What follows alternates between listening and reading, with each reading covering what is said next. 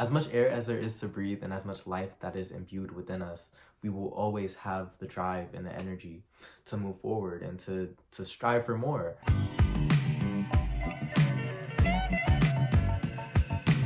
If you've ever been in a time where you just feel like you're just not really stepping into your light, you're not really being the best version of you that you possibly can, it just sucks. And I know that because I just kind of got out of that for myself. Personally, I just kind of was going through a really low time just in my healing, in my regression, and just the things that I know that I should be practicing, I just wasn't really practicing. So it gets to a point where you just gotta really put in a perspective, where are you putting your energy at? What am I giving energy to, and is it giving energy back to me, if that makes sense? So when you really just start to just only pour into what pours back into you, life just, everything just starts to open up, I guess, for you. That's why I miss this. I miss, just being on here and talking, because I have recorded videos in the past few weeks.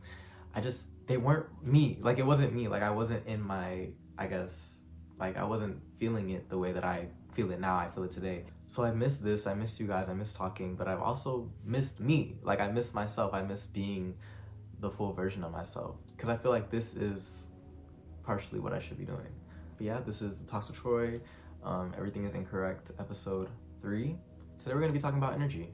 I've always had a very limited mindset when it came to energy or passion. I always kind of thought of it as a means to an end, that there would be some sort of limit to the amount of things that my brain could create, the amount of goals or dreams that I could fathom up in my head. I had to kind of change my perspective on it. And what really helped me, I have to think of it in a sense of what you're doing right now. Every time that you breathe in and breathe out, do you fear that your next breath will be your last? Or do you calmly ease into the next breath with the utmost confidence that there's enough air for you to last forever? As much air as there is to breathe and as much life that is imbued within us, we will always have the drive and the energy to move forward and to strive for more.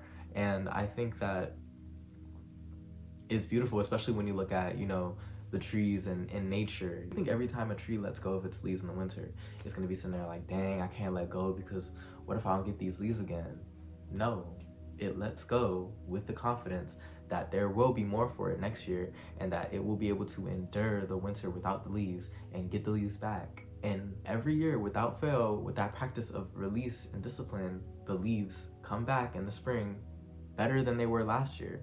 That attachment that we hold to comfortability is stopping us from flourishing and being better than we were last week, last night, 2 seconds ago, and that's not to say who you are right now is not enough. It's not saying that you need to not embrace what you are right now. It's saying that you need to embrace the change and the evolution that will come.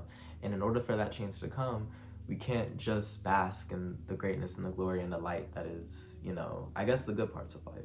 We have to experience those sad days, those downpours, those weeks when we're just really not feeling it, and those times when we just really don't feel like getting up.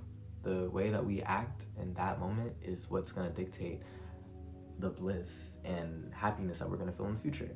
When you really take in the cyclical nature of everything around us, not even just us, but the air we breathe it out. CO2, trees, CO2, take it in. Oxygen, the trees, they die, go back into the soil, and they fertilize the soil, plant new trees, and then everything. Oh my God, listen, it's actually kind of crazy. The world spins around in a circle, cyclical, orbits around the sun, cyclical. When you're aware of the cycles that go on around you, you start to be aware of the cycles within yourself. A good friend of mine the other day actually said this, and it stuck with me, that you have to seek pain in order to find pleasure. And I think that could work its way also with fear. Whatever fears that you may hold, no matter how much we don't really like fear, it plays a pivotal part in our development, because it's always going to be there and you have to deal with it no matter what. There would be a fear of confrontation, or maybe a fear of opening up, or a fearful conversation that you need to have with somebody. I'm not saying to text your ex, I'm just saying, But if you learn to chase that fear instead of running from it, and if you learn to sit in that uncomfortability, it's going to eventually grow and bloom into something that what you've been looking for and what you've been chasing. It's like when Tyler, the Creator, said, whatever you run from, you eventually end up, what did he say? Exactly. Exactly what you run from, you end up chasing, right? Clock that T. So if you run in search of that fear and in search of that uncomfortability that you're inevitably going to be feeling whenever you do feel these dreams, because even when you do achieve what you want, what you're thinking of, you drop that album, you get that signing, you walk that runway, you do whatever you're looking for, you're still going to feel fear. Fear is always going to be a part of you. It's always going to be, as long as you're a human, as long as you're a real person, you're not an AI, fear is going to be a thing. And it's so beautiful because it's also, yes, what we may run from, but I feel like it's also what may drive us, because one of my biggest fears is living a life of unfulfillment, is constantly just allowing myself to stay in a space that's not big enough for me, that's not large enough for my thoughts and my aspirations and my dreams and my goals. When you face that pain and that rejection and that fear head on, it eventually just allows you to see what's on the other side and what's good for you. Fear is kind of, in its own sense, just beautiful because it kind of puts into perspective what you really want. You're not going to be fearful or nervous of something that you don't really care about. Let's say you're an actor, you get selected randomly out of nowhere to be cast as the main character for your favorite movie that you've always wanted to play in. You're not going to be just elated 100% the night before. You're going to be a little bit scared. You're going to be nervous because it's something that obviously means a lot to you. So that fear and those nerves really are just tools for you to be able to feel out what you really want and how you can achieve those things. I also think it's important to acknowledge that not all cycles are good cycles. Sometimes things are put into our face repeatedly so we can learn from them, or so that we can, absorb a lesson and move forward from it with more mental clarity and more knowledge to deal with it in a better way in the future. Let's say you have a group of friends and they sleep over at your place sometimes, whenever the night gets long, or if y'all just plan to coordinate a sleepover. But every time they sleep over at your place, one of the friends takes your super special, I have a special, wait, let me show y'all. My satin pillow. Oh my God, touch my satin pillow. I don't play about this pillow. This is my one, I need this pillow. This is my pillow. Let's say you have your satin pillow like that, and every time your friend comes over, they're snatching that shit up, slobbering all over it, just all that extra stuff. And their head is round as hell, so it's just leaving a big dent in the middle of your nice pillow. The first few times you're like, okay, they're just like, okay, they're tired already, they're going to sleep or whatever. But when that straw breaks the camel's back, and you really realize like, hey, I need my pillow, and you assert it, and then you tell them, I need my pillow back, hey, now they know, don't play with his pillow.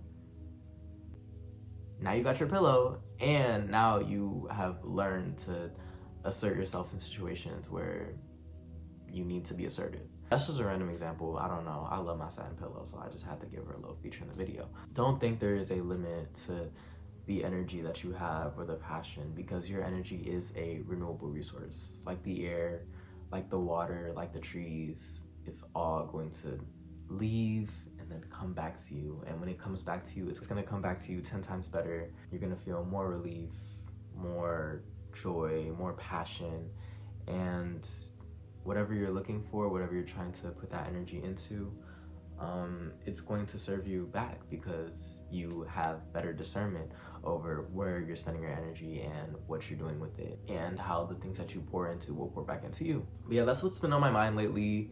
I hope you enjoyed. I hope you maybe learned something. If you resonate with this video, leave a comment, let me know, share, please. It does wonders for the channel. Yeah, I hope you meditate, drink some water, take a nap if you need to, and go outside. Feel the sun on your skin, feel the wind in your hair, sit in silence even.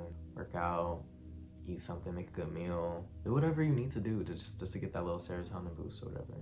Level yourself up, because that's the things that's gonna pour back into you. That's what's gonna give you energy back. But yeah, hope you have a good one.